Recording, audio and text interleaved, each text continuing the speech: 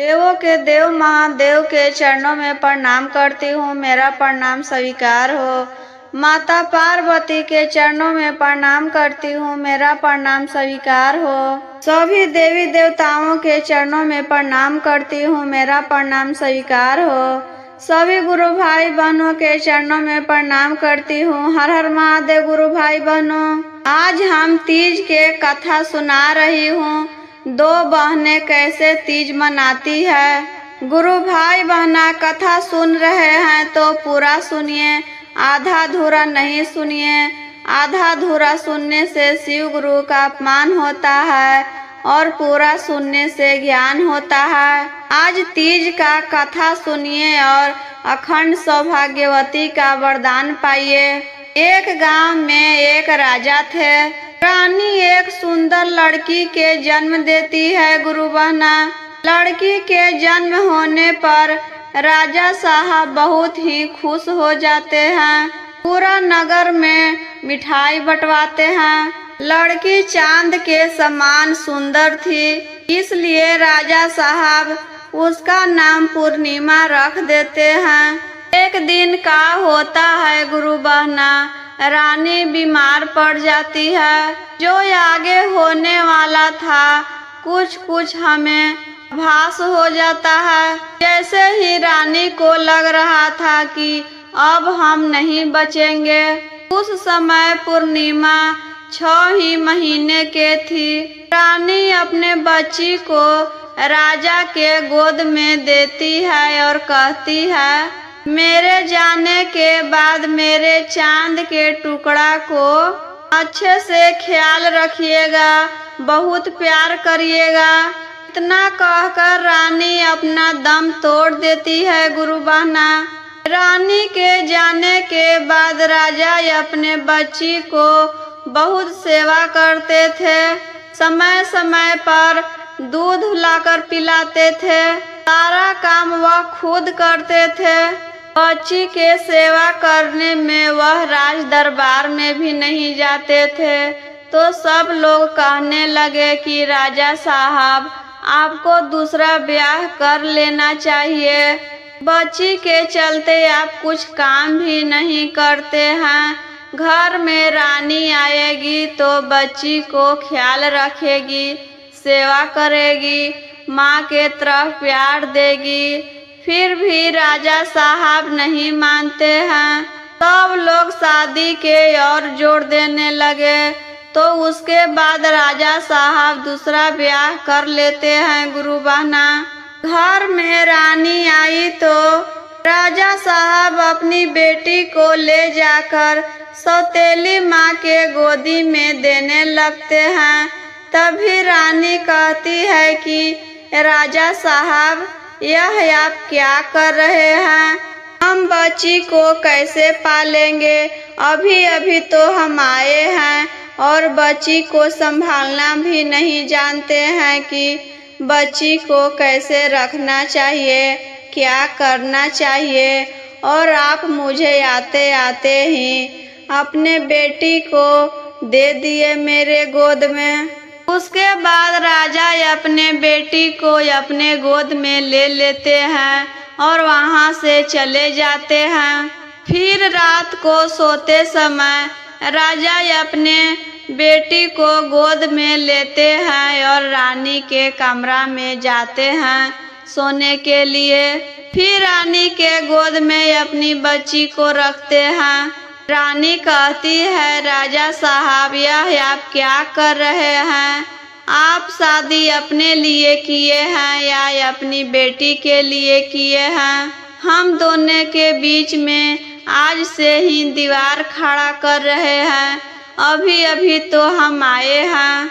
इसे जाकर दासी को दे दीजिए। हमसे यह लड़की को नहीं पाला जाएगा। हम इसे नहीं पालेंगे। हम अभी अभी आए हैं और माँ बन जाए इसका। राजा बच्ची को उठाते हैं और दासी को ले जाकर दे देते हैं। सौतेली माँ लड़की को बिल्कुल पसंद नहीं करती थी। गुरु बहना, उसके तरफ ताकती भी नहीं थी। पूर्णिमा को दासी ही पाल रही थी। ऐसे ही समय बीतता गया गुरु बहना। रानी अपने पेट से हो गई। कुछ दिन के बाद वह एक लड़की को जन्म देती है। लड़की बहुत ही काली कलूटी थी, इसलिए राजा साहब उसका नाम अमावस्या धर देते हैं। आप सब तो जानते हैं गुरु बहना, बेटी या बेटा कैसा भी हो, लेकिन माँ के लिए वह बहुत ही प्यारा होता है। जैसे ही रानी के थी, अमावस्या बहुत ही काली कलूटी थी, फिर भी रानी बहुत प्यार करती थी अपनी बेटी को। अमावस्या को माँ पालती थी और पूर्णिमा तो दासी के गोद में पल कर बड़ी हुई। धीरे धीरे दोनों बहनें सियान हो गए। राजा साहब सोचते हैं कि पूर्णिमा अब बड़ी हो गई है, अब उसका ब्याह कर देते हैं। तो अपने दूसरे गांव के राजा के घर जाकर उसका शादी तय कर देते हैं गुरु बहना।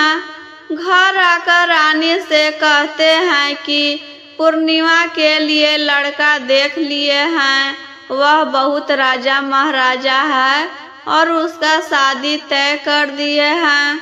इतना कहकर राजा साहब अपने राज दरबार में चले जाते हैं।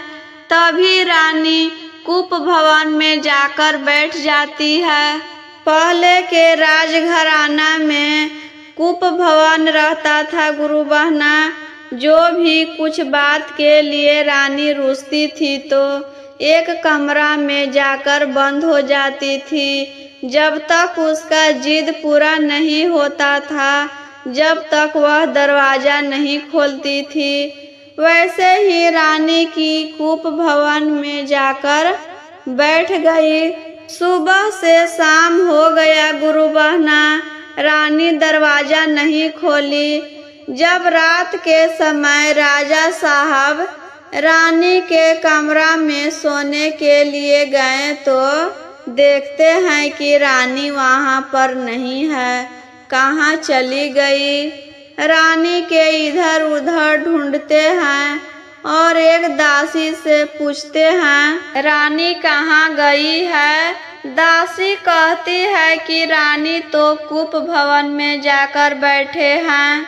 राजा साहब कूप दरवाजा के पास जाकर खड़ा होकर दरवाजा खटखटाते हैं कि रानी दरवाजा खोलो, तुम क्या चाहती हो?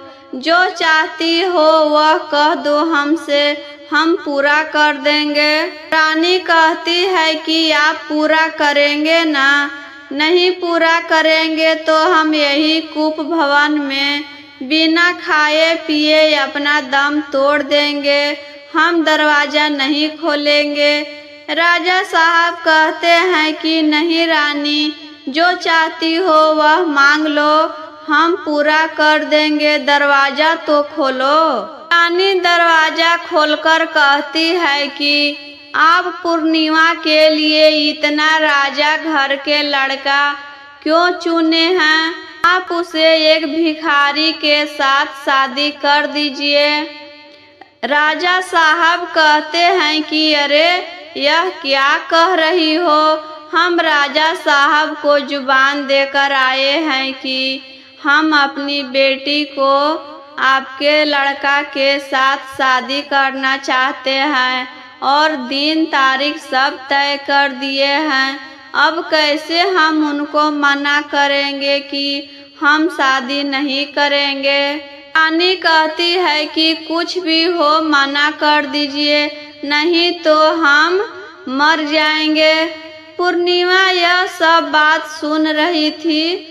अपने पिता से कहती है कि पिताजी, जैसे माँ कह रही है वैसे करिए, आप हमें एक भिखारी के साथ शादी कर दीजिए, हम कैसे भी रह लेंगे उसके साथ।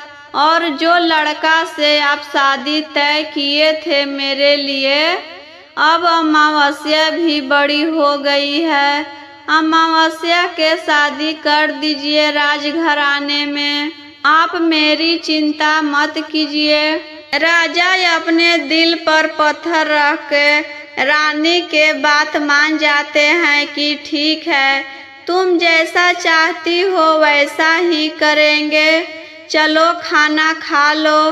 उसके बाद रानी खाना खाती है और जाकर सो जाती है। सुबह राजा साहब उठकर एक भिखारी के खोज में निकल जाते हैं। गुरु बहना इधर उधर जाते जाते एक मंदिर के पास एक भिखारी को देखते हैं कि बैठकर भीख मांग रहा है और वह दोनों आँख से अंधा भी था, उसको कुछ दिखाई नहीं देता था। राजा साहब वहां जाकर कहते हैं कि अरे भाई, तुम शादी करोगे? भिखारी भी कहता है कि आप कौन हैं और हमसे शादी के बात कर रहे हैं? आज तक तो ऐसा नहीं हुआ कि कोई मेरे खाने पीने के बारे में पूछा है और अब शादी के बात कर दिए। हम शादी करके कहाँ रखेंगे, क्या खिलाएंगे? राजा कहते हैं कि जो तुम खाते हो वही खिलाना, बस मेरी बेटी से शादी कर लो। राजा साहब भिखारी को अपने साथ लेकर आते हैं। जिस दिन राजा साहब शादी के तारीख तय किए थे, उस दिन राजा बारात लेकर राजा के दरवाजा पर पहुंचा तो राजा साहब अमावस्या के शादी कर देते हैं उस राजा के लड़का से और पूर्णिमा के शादी कर देते हैं वही अंधा भिखारी के साथ। अमावस्या के विदाई में रानी खूब सारा दहेज देती है, रुपया पैसा देती है, जीरा के खोइछा देती है और पूर्णिमा को कुछ भी नहीं देती है। गुरु बहना एक खोइछा तक भी नहीं देती है। राजा साहब चुपके से पूर्णिमा को एक सोने का जितिया दे देते हैं। गुरु बहना जो पूर्णिमा के माँ पहना करती थी वही जितिया रखे थे तो पूर्णिमा को दे देते हैं कि बेटी हम तुम्हें क्या दे, नहीं तो तुम्हारी सौतेली माँ फिर मरने के धमकी देगी। यही जितिया है, तुम यही बेचकर कुछ अपना कारोबार करना। पूर्णिमा अपने अंधा भिखारी पति को लेकर वही मंदिर के पास चली जाती है जहाँ पर भिखारी रहता था। पूर्णिमा कहती है, स्वामी आप यहाँ पर रहते हैं? भिखारी तो रहता था तो जहाँ मन तहाँ सो जाता था, कहीं सड़क पर या मंदिर के सीढ़ी पर। अब वह शादी कर लिया तो उसके लिए कुछ रहने के लिए घर तो चाहिए। वह अंधा था तो बेचारा क्या करे। पूर्णिमा ही कुछ इधर उधर से लकड़ी ले आती है और घास पुआर से एक झोपड़ी बना लेती है गुरु बहना और वही में रहती है। राजा साहब जो जितिया दिए थे वही सोनार के पास ले जाकर बेच देती है तो उससे पैसा मिलता है, उसके से वह एक बर्तन खरीद लेती है, तसला कढ़ाई खरीद लेती है, कुछ राशन के सामान खरीद लेती है खाना बनाने के लिए और मंदिर के पास अपने झोपड़ी में आती है और वही राशन से खाना बनाती है, अपने पति को खिलाती है और अपने खाकर वही झोपड़ी में सो जाती है। सुबह उठती है पूर्णिमा, इधर उधर काम के तलाश में निकल जाती है कि कुछ काम तो करने पड़ेगा। तो उसके एक घर में झाड़ू पोछा करने का काम मिल गया। रोज सुबह उठती पूर्णिमा और सुबह मंदिर में जाकर पूजा कर लेती और वहाँ से गंगा जल ले आती थी। अपने पति को आँख धोती थी, प्रसाद खिलाती थी।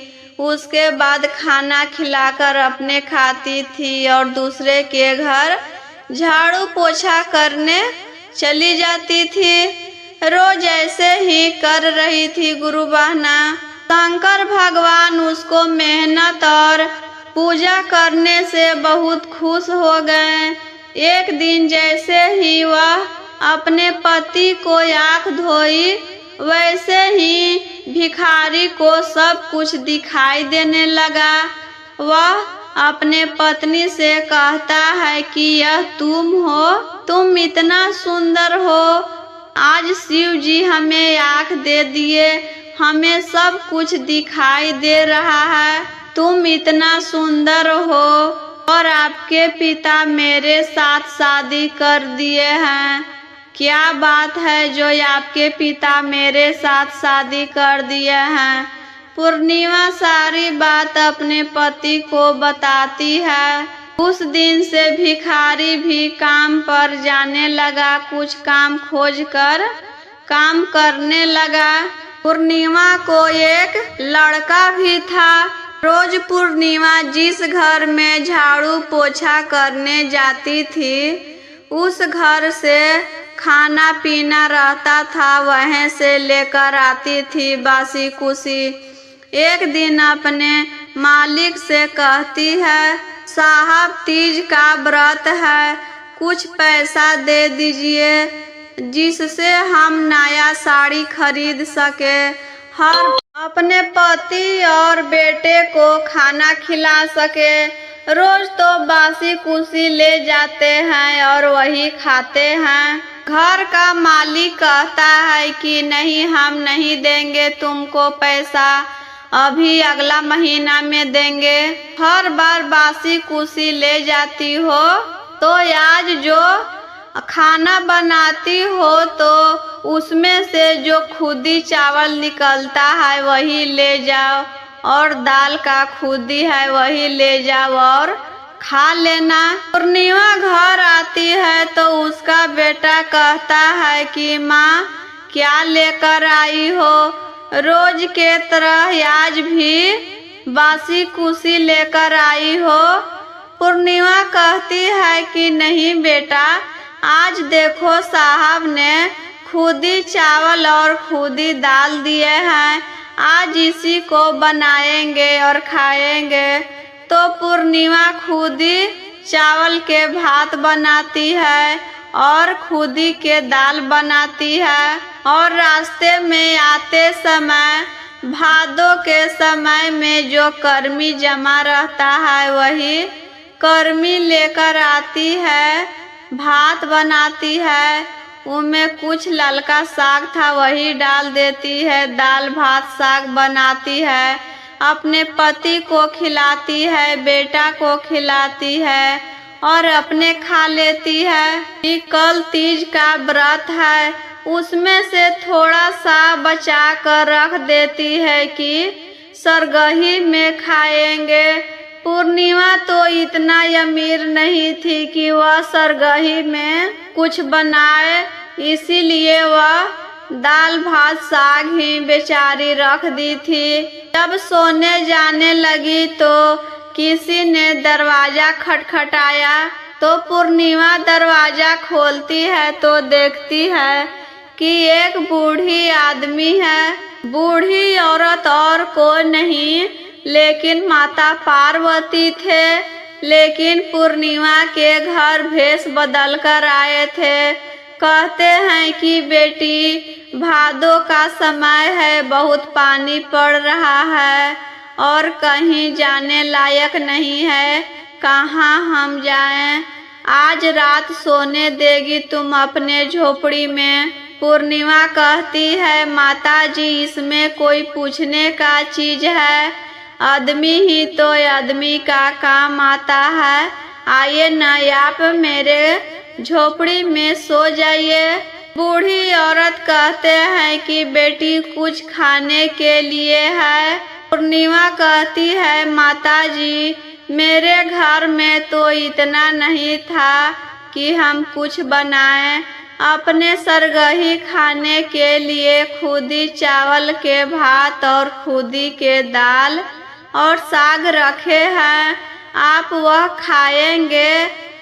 बूढ़ी माता कहते हैं कि बेटी जब तुम खाई हो तो हम क्यों नहीं खाएंगे। बूढ़ी माता के पूर्णिमा हाथ धोआती है, अपने हाथों से खाना खिलाती है कि दाइए माता जी हम खिला दें।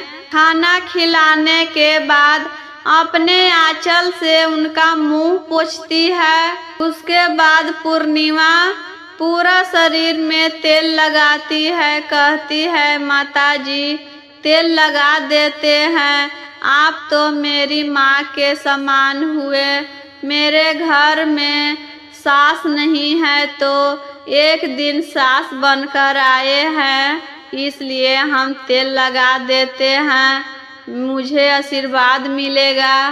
तेल लगाकर जिस खाट पर अपने सोती थी उसी पर माता जी को सुता दी और अपने नीचे जमीन पर सो गई। सुबह उठकर देखती है तो माता जी उस खाट पर नहीं रहते हैं, वहां से गायब हो जाते हैं। जिस आंचल से वह उनका मुंह पोंछी थी तो देखती है कि उसके आंचल में पूरा भर आंचल सोना चांदी से भरा हुआ है, पूरा चमक रहा है। वह अपने पति को उठाती है, कहती है देखिए न जी माता जी तो नहीं है, लेकिन मेरे आंचल में इतना रुपया पैसा सोना चांदी है। वह कोई साधारण औरत नहीं थी, लगती थी कि कोई देवी है। उसका पति कहता है कि तुम सबको इतना मदद करती हो, पूजा पाठ करती हो, तो हो सकता है कोई देवी देवता थे, तुमको यह फल मिला है। तीज के दिन वही पैसा ले जाकर पूर्णिमा बाजार में एक सुंदर साड़ी खरीद कर लाती है कि हर बार तो तीज के दिन फटा पुराना पहने थे, इस बार मेरे घर देवी जी पैसा दिए हैं तो नया कपड़ा से पूजा करते हैं। नया कपड़ा ले आती है, फल फलहरी लाती है, पूजा पाठ करती है, अपने पति को टीका लगाती है, आरती लगाती है, प्रसाद देती है खाने के लिए और अपने कुछ नहीं खाती थी। 24 घंटा का उपवास रखी थी, क्योंकि तीज का उपवास 24 घंटों का होता है गुरु बहना। उसमें से कुछ सोना चांदी बेच देती है और अपने लिए एक सुंदर घर बनवा लेती है और खुशी खुशी रहने लगी थी। यह सब बात सुनी अमावस्या तो अपने बहन से मिलने के लिए आए कि बहन तुम्हारे तो शादी एक भिखारी से हुआ था और इतना सब कैसे हो गया। पूर्णिमा सारी बात अपनी बहन को बताई थी, क्योंकि वह झूठ नहीं बोलती थी, वह मन के बहुत अच्छी और संस्कारी थी, इसलिए अपनी बहन से कुछ नहीं छिपाती है। वह सारी बात अपनी बहन को बता देती है। अमावस्या कहती है कि बहन अब से तीज का व्रत आएगा तो हमें भी बताना, हम तो कभी तीज का व्रत नहीं किए हैं, लेकिन अब से तीज का व्रत हम भी करेंगे। जब तीज का व्रत आएगा तो कहना। फिर अगला साल तीज का व्रत आया गुरु बहना, तो पूर्णिमा अपने बहन से कहती है कि बहन आज नहाए खाए है, कल उपवास है। तो जैसे पूर्णिमा की थी वैसे ही अमावस्या भी की, खुद ही चावल के भात बना दी, खुद ही के दाल बना दी और साग बना दी। माता पार्वती सोचते हैं कि नहीं जाएंगे तो वह निराश हो जाएगी। जाकर उसको भी परीक्षा लेते हैं कि वह कितना सेवा करती है। माता पार्वती अमावस्या के घर पहुँचे तो वह खुदी के भात दाल दे दी खाने के लिए और माता जी के सुला दी। अपने जाकर सो गई। सुबह उठकर देखती है तो घर में माता जी नहीं थे। उसके आंचल में पूरा कूड़ा कचरा भरा था। उसका घर पूरा जलकर राख हो गया था। वह रोती रोती अपने पूर्णिमा बहन के पास आई। कहती है कि तुम झूठ बोल रही थी कि मेरे घर में सब इतना हुआ है उन्हीं से, और मेरे घर में आए तो और उल्टा मेरा घर जलकर राख हो गया। अब हम कहाँ रहे, क्या करें, कहाँ जाएं? पूर्णिमा कहती है कि तुम क्या की थी? अमावस्या कहती है कि तुम तो कही थी कि खुदी के दाल भात खिलाए थे, तो हम भी खुदी के दाल भात बनाए थे वही खिला दिए। और हम जो रोज खाना बनता है राजा महाराजा के लिए वह खाए। उनको एक खटिया पर सुता दिए। हम जाकर पलंग पर सो गए और तेल भी नहीं लगाए थे। पूर्णिमा कहती है कि गलती अपने की है और हम पे कहती हो मेरे घर में तो कुछ नहीं था, तो हम खुदी के दाल भात बनाए थे वही खाए थे वही खिलाए थे, और तुम्हारे घर में रहते हुए उनको खुदी के दाल भात खिलाई हो। अपने मेवा मिश्री खाई थी, अपने पलंग पर सो गई और उनको एक जमीन पर सुला दी। यही मेहमान का आदर होता है। तुम जैसा की थी वैसा भुगतो अब। अमावस्या कहती है कि बहन तुम ही कुछ बताओ, मेरी माँ तो कुछ संस्कार नहीं दी थी। तुम जैसा कहोगी वैसा ही करेंगे हम। पूर्णिमा अपने बहन को पूजा पाठ करने के लिए सिखाई, दूसरों को सेवा करने के लिए सिखाई कि गरीब को मदद करो, कभी किसी को देखकर घृणा मत करो, रोज पूजा पाठ करो। कोई भी व्रत रखना चाहिए तो सच्चे मन से रखना चाहिए। तीज का व्रत अखंड सौभाग्यवती के लिए रखा जाता है। उस दिन नया नया साड़ी पहना जाता है। उस दिन निर्जल उपवास रखा जाता है। फल फलहरी से पूजा किया जाता है। जैसे पूर्णिमा कहती थी वैसे ही अमावस्या करती थी। अपने बहन से पूछ पूछ कर काम किया करती थी और अगले साल से हर बार तीज का व्रत मनाने अपने बहन के पास आती थी। दोनों बहन मिलकर तीज का व्रत मनाते थे अपने पति के लंबी आयु के लिए। उस दिन से दोनों बहनें अपने पति के साथ खुशी खुशी रहने लगे। मेरा वीडियो कैसा लगा गुरु बहना कमेंट बॉक्स में जरूर बताएं। अच्छा लगा हो तो लाइक करें, शेयर करें और चैनल पर पहली बार हो तो चैनल को सब्सक्राइब कर दें।